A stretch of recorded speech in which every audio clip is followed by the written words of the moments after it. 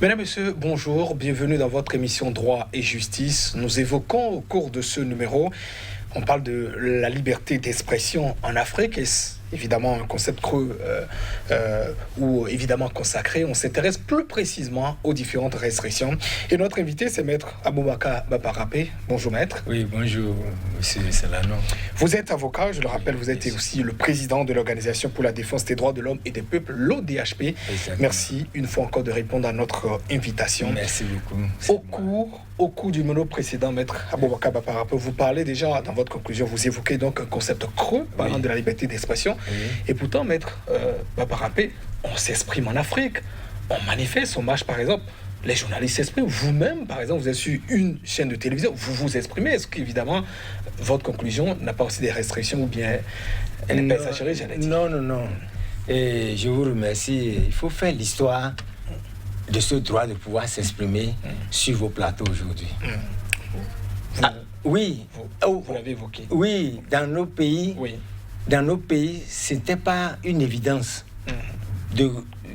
Depuis les indépendances, jusqu'à un passé récent, jusqu'en 90, où la conférence de La Baule, donc, en France, au temps de François Mitterrand, donc, a réuni au cours comment on appelle, de la réunion annuelle des vallées de la France, qu'on a appelé les réunions, conférence France-Afrique. Bon, je crois que c'est un thème comme ça, où tous les chefs d'État africains, donc d'obédience francophone, mais ça a été élargi aux lusophones et choses-là, donc se réunissent en France, en réalité, bon, pour se voir recadrer sur ceux qui voulaient dévier. Donc, c'est à cette conférence-là que François Mitterrand a imposé aux pays africains de pouvoir être à l'écoute de leur peuple et d'instaurer le régime démocratique, surtout après la chute du mur de Berlin, et le démembrement donc, des régimes communistes. Donc un vent de liberté et de démocratie soufflait à travers le monde. Donc ce vent qui a un peu balayé et notre continent aussi, comme une sorte de tsunami. Vous vous souvenez, au Bénin, ça s'est matérialisé, donc par, disons, la conférence nationale. Mais avant ça, c'est les résistances, des luttes contre les dictatures. Il y a eu des camps de concentration, tant dans notre pays que dans les pays voisins, etc. Donc, c'est ces luttes-là qui ont abouti en réalité donc, à la conquête au prix de lourds sacrifices. Des gens sont morts. Des gens sont morts dans notre pays. Il y a des figures comme Luc Toubadja qui sont morts pour ça dans les autres pays africains, au Togo, en Guinée, etc. Il y a eu des héros donc, de ce combat pour la liberté et particulièrement la liberté d'expression, donc qui sont tombés sur le champ d'honneur et sur, disons, le sang de qui ces libertés-là, qui ont fécondé en fait ces libertés. Et donc en 90, vous voyez, ça a été une vague de conférences nationales, d'instauration de régimes démocratiques et, disons, d'alternance au pouvoir, même si par ailleurs, quelque part dans nos voisinages, c'était pas évident. Mais au Bénin, quand même, il y avait cette alternance de 90 jusqu'à 2016. Alors, Maître Aboubakar, donc ça veut dire qu'il y avait non seulement ça. Alors, le droit correspondait en réalité à la réalité. Donc, ce n'était plus devenu un contexte creux. Vous voyez, puisque je crois que c'est hier ou bien avant-hier, j'avais conclu en disant que vous voyez, avec toute cette histoire, on constate que les libertés, c'est un contexte creux. C'est du droit, mais dans l'application, c'est un contexte creux. Mais aujourd'hui, lorsqu'on fait l'histoire des pays africains, à partir de 1990, ce n'était plus... il y avait, comment on appelle ça, une synergie entre... une harmonie entre les textes donc, et la pratique. Alors, même si quelque part, des fois, bon, on met la police, on met choses pour pouvoir un peu recadrer ça. Ce n'était que des recadrages. D'accord, mais dans le principe, dans la manifestation, on peut quand même dire, Maître Aboubakar Baparape, qu'en Afrique, quand même, la liberté d'expression, elle existe, ce n'est plus un concept que comme vous-même, vous l'avez dit. Alors, question que je voudrais poser, pourquoi alors, évidemment, on sait que dans l'érection de toute disposition, il y a sans doute aussi des limites à observer. Alors, pourquoi il y a tout de même maintenant cette tendance à la répression systématique pour interdire, je parle par exemple de la Guinée, on a vu tout ce qui s'est passé au moment de la réélection de Alpha Condé, Côte d'Ivoire, également du Bénin avec les interdictions et dans d'autres pays, Nigeria, d'autres pays.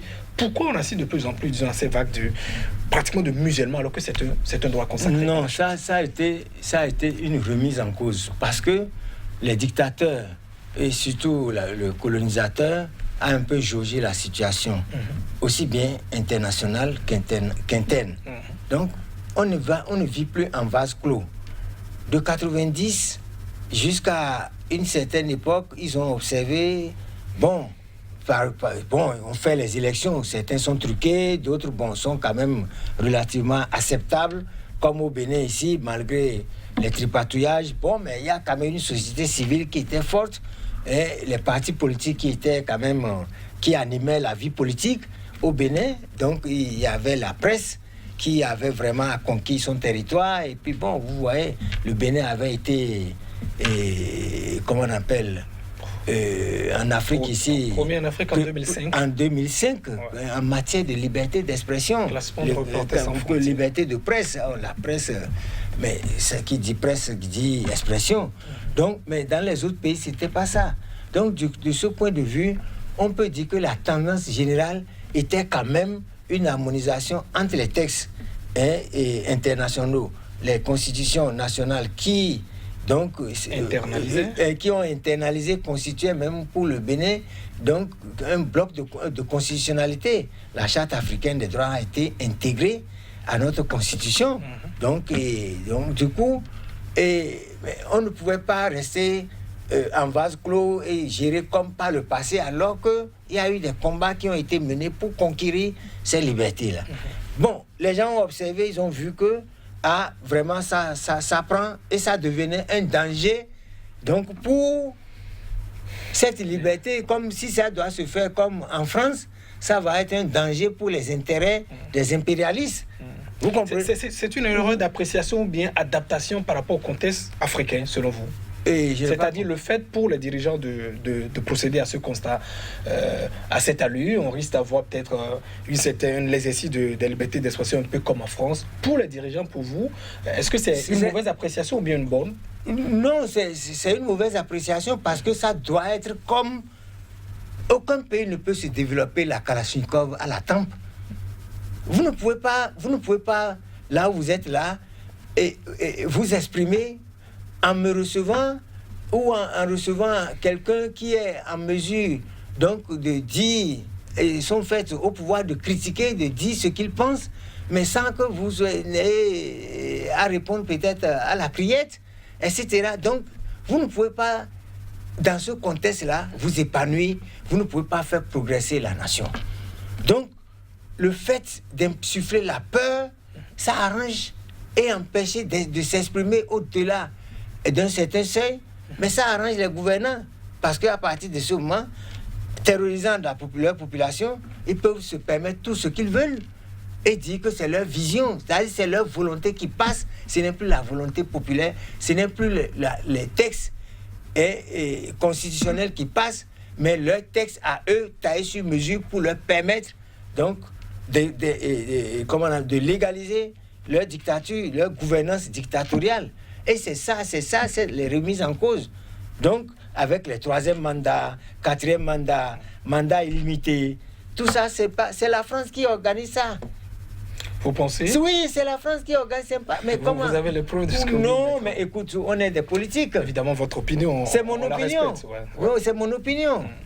Mais attends, parmi ces pays, ces choses-là, et les États africains là, attends, qui peut dire que lui, il est indépendant, ne reçoit pas des instructions de l'ambassade de France pour leur dire il serait souhaitable que Monsieur le Président, vous allez. Si tu ne fais pas entendre les mots, mais quelqu'un là qui va exécuter bec et ongle.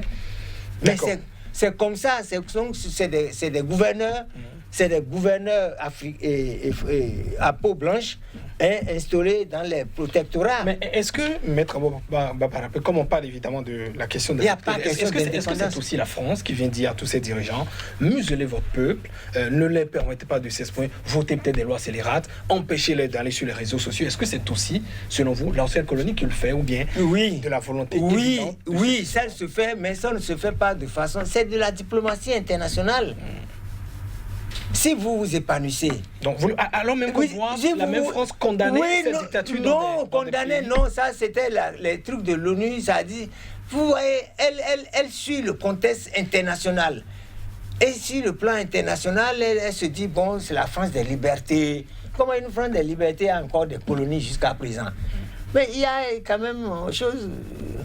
Il y a une contradiction. Vous dites que c'est vous qui avez conquis les libertés, la France de 1789, mais c'est vous qui massacrez les peuples, vous armez ces dictateurs-là, vous les recevez dans vos palais.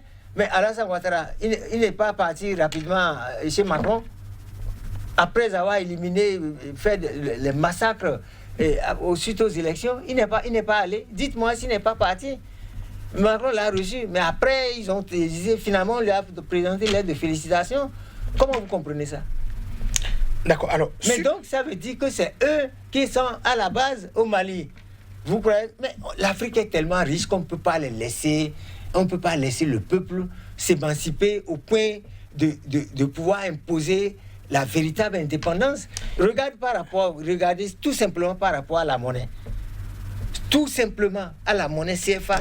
Le combat que les jeunes font, mais ce n'est pas du goût de la France. C'est vrai, c'est un autre débat sur lequel on... Non, mais ça fait partie des libertés d'expression, oui. Une autre... Est-ce qu'on n'a pas interdit ce jeune homme-là qui combat pour le CFA? de Kémi Séba. Kémi Séba interdit dans son propre pays, au Bénin, ici, partout, ils vont dire persona non grata. Au nom de quoi? En tout cas, on lui demande une certaine discipline. Quelle discipline? C'est l'expression. Oui. Maître Aboubakar Baparapé, on a vu, on est dans un contexte de Covid depuis 2020, avec l'apparition de ce virus en Chine. Oui. Et on voit de plus en plus beaucoup d'États se réfugier derrière tout de même la pandémie du coronavirus, qui subitement les arrange pour dire interdiction de manifester, alors que peut-être on les voit également, les chefs d'État le faire. Est-ce que c'est, j'allais dire, la récession entre-t-elle aussi dans ce sens en cas de Non, vous voyez, je ne sais pas si dans les réseaux sociaux vous avez lu le post de l'ancien conseiller spécial de Mitterrand, Jacques Attali. Mais il a fait l'histoire des pandémies et le rapport entre pandémie et dictature. Donc, ça arrange aussi bien les dirigeants en France qui infantilisent leur peuple. En Afrique aussi, ça les arrange. Non, je dis, quand je parle de la France démocratique, mais qu'en est-il dans nos républiques bananières ici? Vous voyez, voilà. On a encore quelques secondes. Alors, que devraient faire les États africains selon, parce qu'on est consacré quand même à l'Afrique. Ils ont des thèses qui, pour moi, j'allais dire, consacrent la liberté d'expression. Que devraient-ils faire? Non, ils n'ont rien à faire. Ils ont intérêt à maintenir le statu quo. C'est le peuple qui doit comme on a fait en 89, nous les résistants, on est encore vivants. Nous sommes les résistants au Bénin, on est encore vivants, on n'est pas morts. Donc, comme on s'était organisé pour résister et renverser le régime autocratique et faire installer le régime démocratique, ça, c'est la mission du peuple avec leur leader.